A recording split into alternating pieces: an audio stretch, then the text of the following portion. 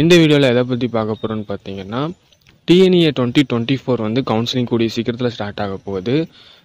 12th ஸ்டூடெண்ட்ஸ்க்கு வந்து நாளைக்கு ரிசல்ட் வரப்போகுது.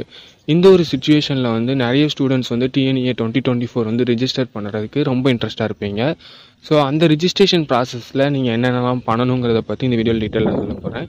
அண்ட் இந்த கவுன்சிலிங்கை பற்றின ஃபுல் ரிவ்யூ ஃபுல்லாக வந்து சொல்ல போகிறேன். என்னென்ன ப்ராசஸ் வந்து நடக்க போகுதுங்கிறத பற்றி ஃபுல்லாக சொல்ல போகிறேன். ஸோ டைம் வேஸ்ட் பண்ணாமல் வீடியோக்குள்ளே போயிடலாம்.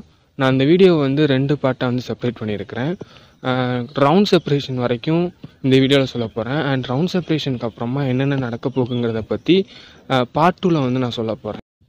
இந்த டிஎன்இஏ கவுன்சிலிங்கில் ஃபர்ஸ்ட் ஆஃப் ஆல் யாரெல்லாம் பார்ட்டிசிபேட் பண்ணலாம்? இந்த ஒரு கேள்வி வந்து நிறைய பேருக்கு இருக்கும். 12th படிக்கிற ஸ்டூடெண்ட்ஸு யாராக இருந்தாலுமே அவங்களோட குரூப்பில் வந்து ஃபிசிக்ஸ், கெமிஸ்ட்ரி, மேக்ஸ் இந்த மெயின் சப்ஜெக்ட்ஸ் இருக்கிற எந்த ஸ்டூடெண்ட்ஸ்னாலுமே இந்த கவுன்சிலிங்கில் வந்து நீங்கள் பார்ட்டிசிபேட் பண்ணலாம். ஸோ இந்த கவுன்சிலிங் ப்ராசஸ் வந்து எப்படி நடக்க போகுதுன்னா, உங்களுக்கு வந்து ரிஜிஸ்ட்ரேஷனுக்கு 1 month டைம் கொடுத்துருப்பாங்க. ஸோ இந்த ரிஜிஸ்ட்ரேஷனுக்கு வந்து நீங்கள் ரிஜிஸ்டர் பண்ணும்போது ஒரு சில டாக்குமெண்ட்ஸ்லாம் கேட்டிருப்பாங்க.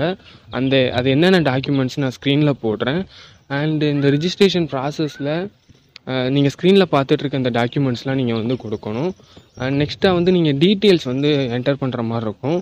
அதுவுமே நான் ஸ்க்ரீனில் போடுறேன். நீங்கள் இந்த டீட்டெயில்ஸ்லாம் வந்து உங்களோட ரிஜிஸ்ட்ரேஷனில் வந்து நீங்கள் கொடுக்குற மாதிரி இருக்கும்.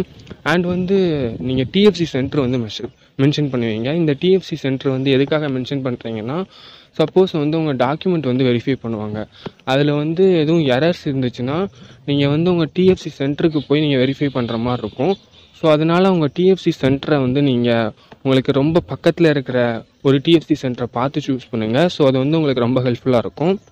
உங்களுக்கான ரிஜிஸ்ட்ரேஷன் ப்ராசஸ் முடிஞ்சதுக்கப்புறமா சர்டிஃபிகேட் வெரிஃபிகேஷனுக்கு வந்து ஒரு பர்டிகுலர் டைம் கொடுப்பாங்க.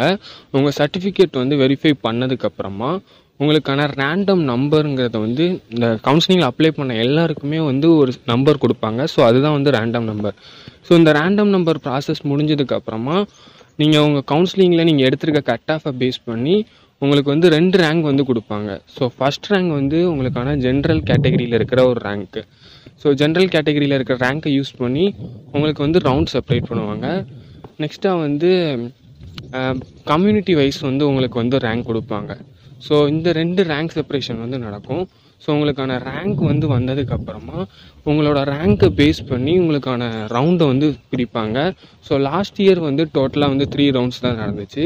ஸோ இந்த இயர் வந்து எத்தனை ரவுண்ட் நடக்க போகுங்கிறது வந்து சரியாக தெரியலை. ஸோ நம்ம வெயிட் பண்ணி பார்ப்போம். இந்த இயர் வந்து 3 ரவுண்ட்ஸ் நடக்குதா இல்லை 4 ரவுண்ட்ஸ் நடக்குதாங்கிறத வந்து நம்ம வெயிட் பண்ணி செக் பண்ணலாம்.